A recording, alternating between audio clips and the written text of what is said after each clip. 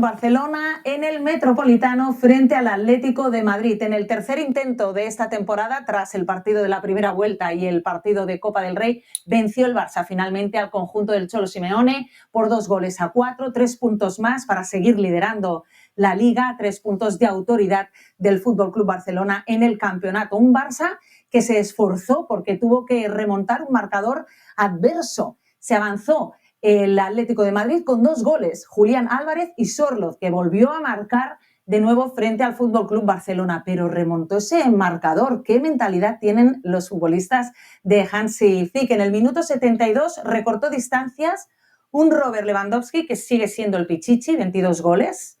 En el 78 empató Ferran Torres, que salió de refresco desde el banquillo y marcó, estableció el empate. Pero atención a lo que pasó en el tiempo de descuento, locura barcelonista, marcó un golazo Lamine Yamal, el MVP del partido, un gol espectacular, marca de la casa, hizo volar de nuevo el balón, un recorte, encontró el espacio y disparó, entró en la portería contraria. Ese fue el gol de la remontada, el 2-3, pero acabó de hundir Ferran Torres de nuevo, doblete del valenciano, acabó de hundir las aspiraciones del Atlético de Madrid. Victoria por 2-4, eso significa que el Barça vuelve a liderar la Liga con 60 puntos, los mismos que el Real Madrid, pero el Barça tiene el golaveraje favorable y además todavía un partido pendiente frente a Osasuna. Marca distancias también el Barça respecto al Atlético de Madrid, más 4 puntos para el Fútbol Club Barcelona, que también le gana el golaveraje particular sobre el Atlético de Madrid. Ahora todo el protagonismo va a ser para los compromisos internacionales. Se va a vivir un nuevo parón de selecciones, pero atención, Íñigo Martínez y Marc Casado, que estaban convocados con la selección absoluta de Luis de la Fuente, han acabado con molestias, lo ha informado el Fútbol Club Barcelona. El club se pondrá en contacto con los servicios médicos de la Federación y veremos si finalmente pueden estar o no con España, que se debe enfrentar a Países Bajos en ese partido correspondiente a los cuartos de final de la Nations League. Si viajan finalmente Íñigo Martínez y Marc Casado, serán 16 los futbolistas convocados para esos compromisos internacionales. Madre mía, el Fútbol Club Barcelona, 16 jugadores viajando por el mundo en la próxima semana. La Liga volverá el fin de semana del 29 y 30 de marzo. Ese fin de semana el Atlético de Madrid va a visitar al Español, el Real Madrid recibirá en casa al Leganés y el Barça jugará el domingo 30, 4:15, recibirá al Girona. Pero de momento sigue mandando el Barça, 7 victorias consecutivas en Liga. Pichichi, Robert Lewandowski, doblete de Ferran, que suma 13 goles esta temporada, 7 en Liga, y golazo de un Lamine que marca el ritmo, que es la joya de la corona y que es el líder del equipo. Lo vamos a seguir todo. Ça, les amis, c'est le signe d'un futur grand champion, pour le moment. En tout cas, moi, en ce qui me concerne, je suis vraiment satisfait de la victoire du Barça face à l'Atlético Madrid hier soir, avec une très belle remontada, surtout après avoir été mené 2-0 par l'Atlético Madrid.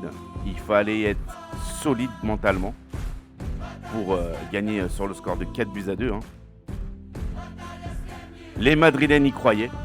Je parle du Real. Ils se sont dit, ça y vont, à 2-0, le Barça va plier bagage, ils vont couler. Ben, c'est pas ce qui s'est passé. Et le Barça est repassé devant le Real. Et voilà, le Barça est leader. Donc, moi, je suis vraiment très content. 4 beaux buts. Franchement, c'est que du bonheur. Et puis, elle est là la différence entre Xavi et Hansi Flick, les amis. Je pense qu'il n'y a pas photo.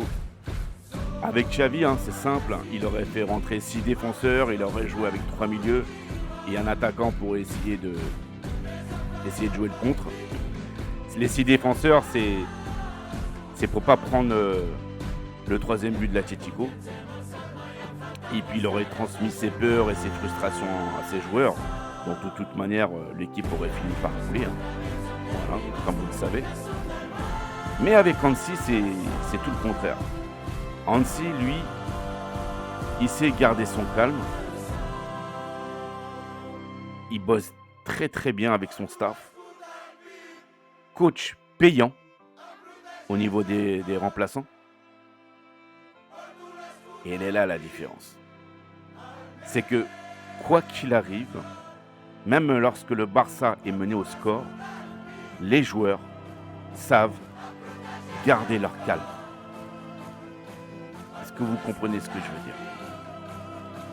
Je pense qu'Hansi Flick a su retransmettre la mentalité de la gagne à Barcelone, chose qu'elle avait perdue depuis pas mal d'années déjà. Et c'est incroyable comment ce coach il travaille bien. Je regarde tous les entraînements du Barça depuis la pré-saison de cet été. Ça travaille très très bien. On a l'impression que les joueurs se tueraient pour leur coach. Contrairement à Xavi, où ses entraînements étaient totalement moroses.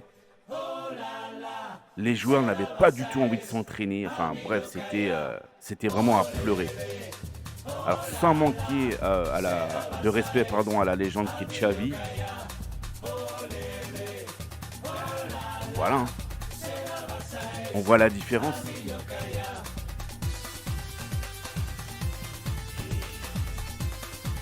Tout le monde est content. Tout le monde est content parce que l'équipe, elle est là. Elle répond présent. Elle est encore présente dans toutes les compétitions. Donc, ça, c'est le résultat d'un travail acharné de la part d'Hansi Flick et de son staff.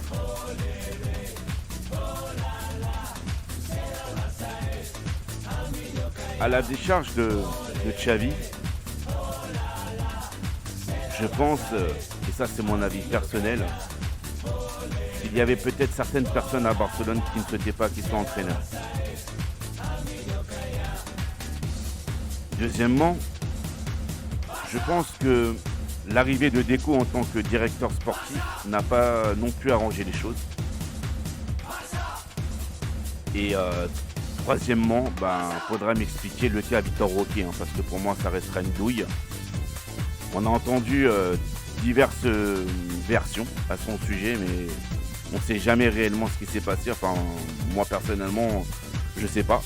Donc s'il y a quelqu'un qui peut m'éclairer, je suis preneur. En tout cas, pour moi, Vitor Roque, ça restera une douille internationale. Voilà, ça restera pour moi du grand, mais vraiment du grand n'importe quoi. Voilà les amis. Donc, le Barça est leader. Et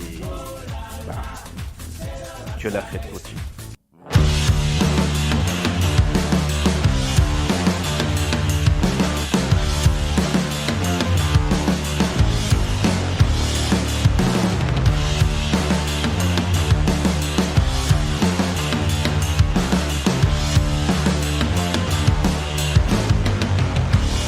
Open up your